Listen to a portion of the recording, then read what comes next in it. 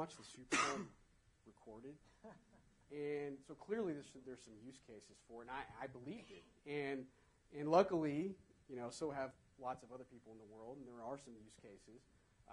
High school football games is a great example, or a live concert where you're able to watch Bon Jovi and join 1 million people who tuned in to watch some of his concerts live on Ustream, and various other artists, and web chats with celebrities. And in 2008, a couple million people tuned in to watch President Obama's victory speech live on Ustream, and another 500,000 watched it live on their iPhone. We were the first live broadcasting platform to be able to do that live on a platform like that. And more recently, we've seen through some of our mobile technologies that broadcast live, things like people broadcasting from the Occupy Wall Street movement. And whatever you think about the movement, put that aside. But an interesting story is a gentleman by the name of Tim Pool. He's a kid or young man who was at the protest and took out his Samsung Galaxy 4G phone, broadcast the protest live, and it ended up going viral because of the advent of Twitter, because of the advent of Facebook, and millions of people have tuned in to watch. Even today, we had a guy from Russia doing the same thing in response to the Russian parliamentary, the elections with Putin. And millions of people tuned in to watch. We even got a denial of service attack for those geeks who were out there. I don't know if it's linked or not, but it was oddly coincidental. But we're powering the world, and that capital investment helped me, make that change. And we even have one weird one.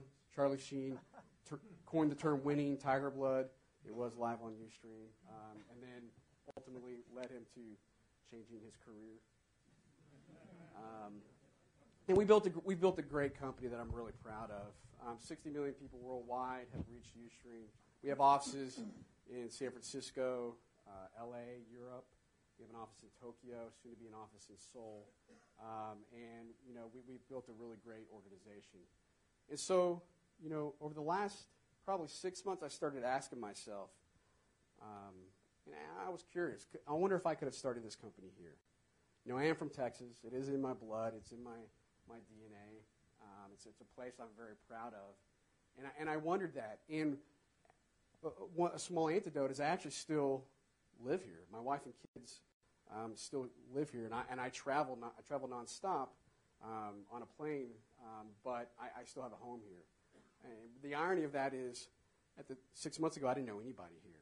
I knew some very high-profile people in L.A., San Francisco, New York, and across the world, but I didn't really know anybody here in Dallas-Fort Worth. I do know Cuban. I of course know the Perot family, but I didn't really know anyone. And so I started reaching out to folks, and I wanted to understand, could I have done this? What would it have taken for an entrepreneur like me, at least at my current stage, to come here in Dallas and start a consumer property or start a company again? Because one day I actually, somewhat selfishly, don't want to travel, and I want to start my next company here in Dallas-Fort Worth. And so I started reaching out. I'm not leaving Ustream, but I want to understand the community. I started talking to folks. And here's the conclusion I've come to and what I've started to realize. I think fundamentally there are some key differences between here and Silicon Valley. Clearly, Stanford in the Silicon Valley ecosystem plays a pivotal role in the innovation and the cycle of innovation in that community.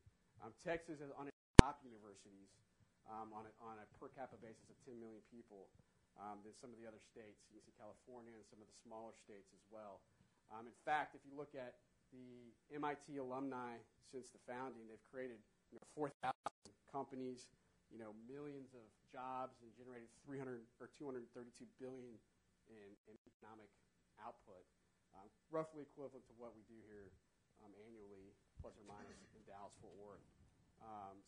But that's not really something in the short run that we can change. We do have some great universities in Dallas-Fort Worth, SMU, University of Texas at Dallas, and TCU, and University of North Texas. We have, I think, at least the basis for that. So I wasn't too worried about that.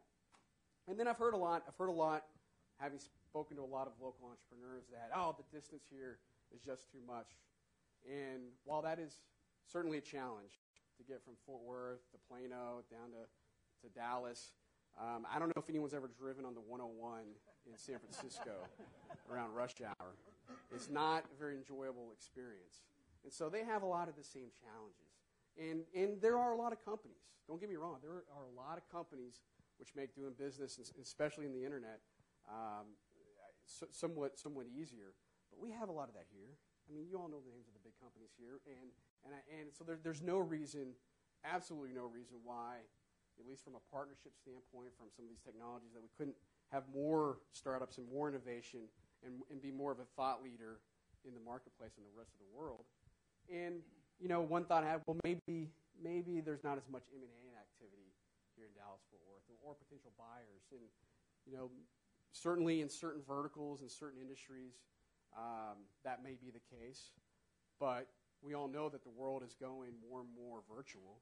I have offices all over the world. We talk through a piece of equipment and software that's not that expensive, the Logitech Life-Size, religiously. We talk on that, and we have full-screen video conference conversations.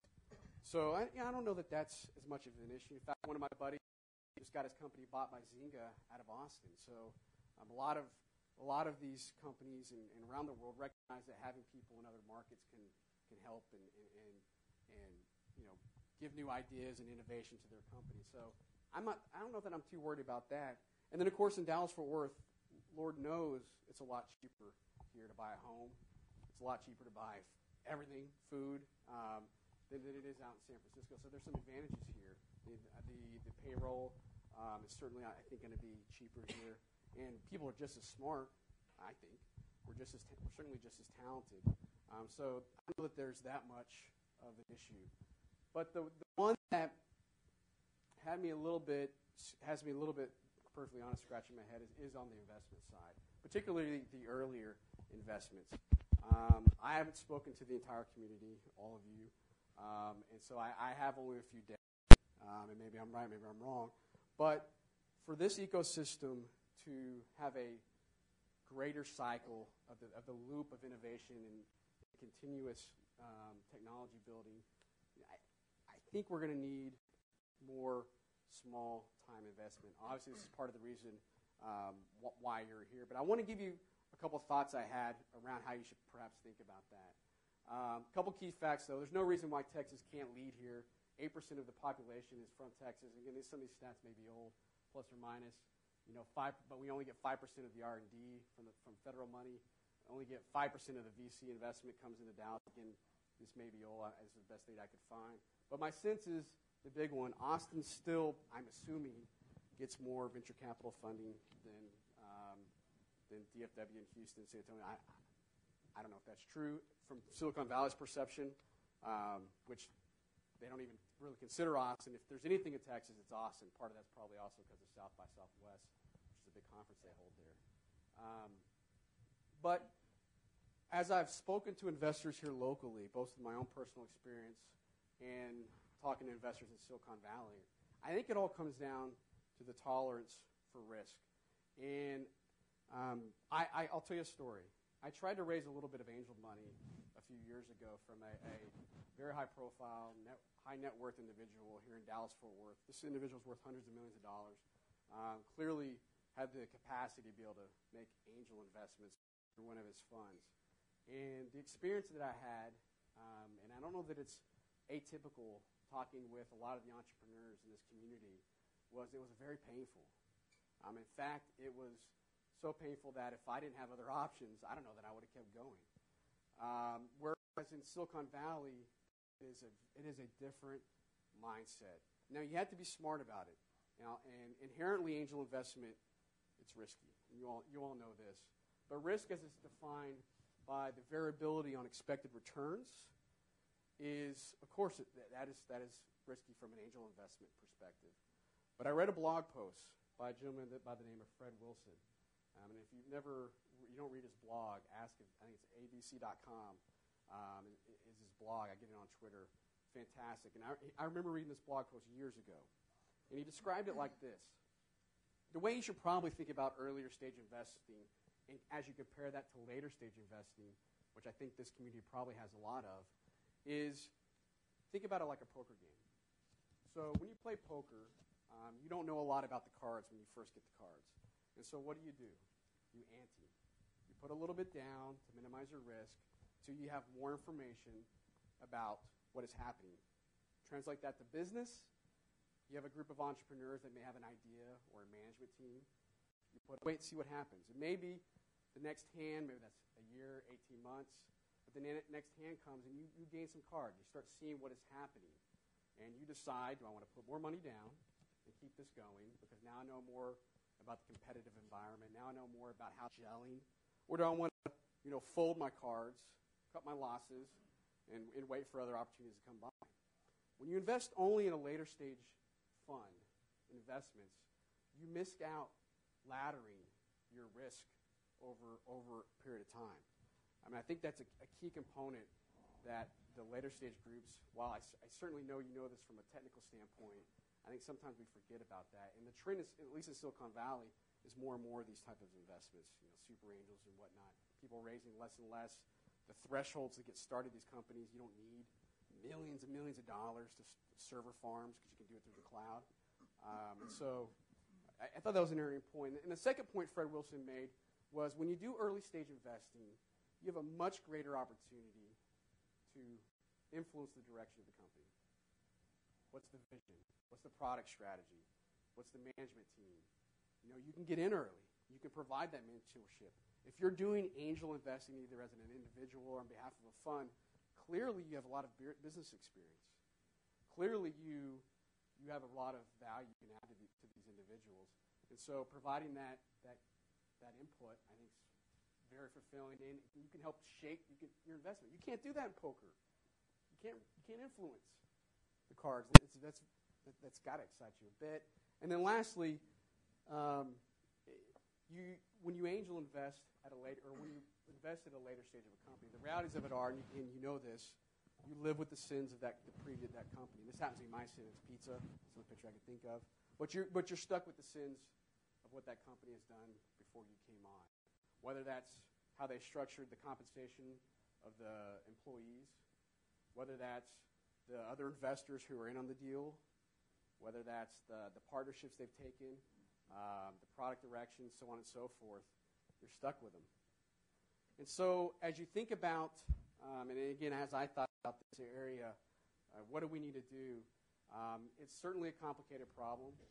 And I don't know, again, that we could ever be as big as Silicon Valley, but I don't know why not at the same time. We need a lot of things. And it takes public and private partnership. It takes the entrepreneurs, and we have it in this town. I've met a lot of, I know we're doing Startup Weekend hackathons. There's innovation. There's a desire. There's a spirit in this city. I feel it. I know it. And we wouldn't be here if there wasn't. Clearly, what the Tech Wildcatters are doing is absolutely incredible. And all we need is to round out the pieces. A big part of that, in my opinion, is that early stage piece, which all of you certainly have the ability to influence. Because these companies, whether it's internet companies or a lot of these other companies, they don't take as much capital as they had previously to get started. So they can start and get a product and get traction. You can ladder your investment.